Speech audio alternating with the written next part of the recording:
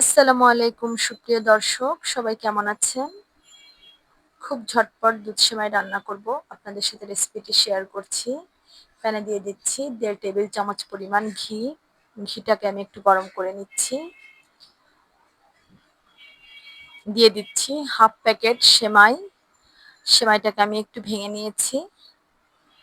চুলায় খুব লো ফ্লেমে আস্তে আস্তে আমি সেমাইটাকে ভেজে নিব। হাই ফ্লেমে সেমাই ভাজতে গেলে পুড়ে যাওয়ার সম্ভাবনা আছে, সেজন্য লো ফ্লেমে এই কাজটা করতে হবে। অন্য একটি প্যানে আমি দিয়ে দিচ্ছি 1 লিটার পরিমাণ দুধ। দুধটাকে আমি আগে থেকে জাল করে ঘন করে নিয়েছি।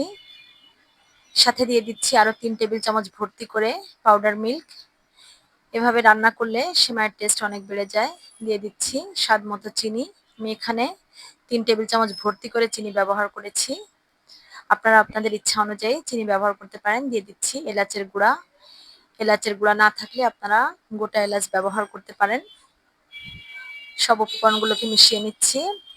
দুধটা ফুটে উঠলে এতে অ্যাড করে দিচ্ছি ভেজে রাখা সেমাই।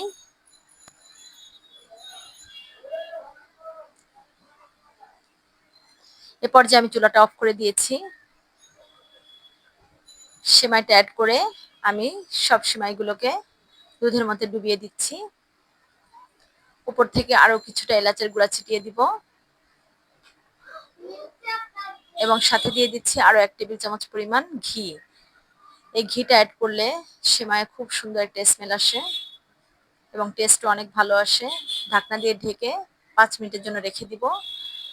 5 মিনিট পর সেমাইটা দুধ সোক করে নিয়েছে এবং সেমাইটা সিদ্ধ হয়ে গেছে।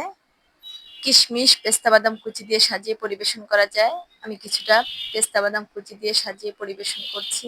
ভিডিওটি ভালো লাগলে লাইক, কমেন্ট, শেয়ার করবেন।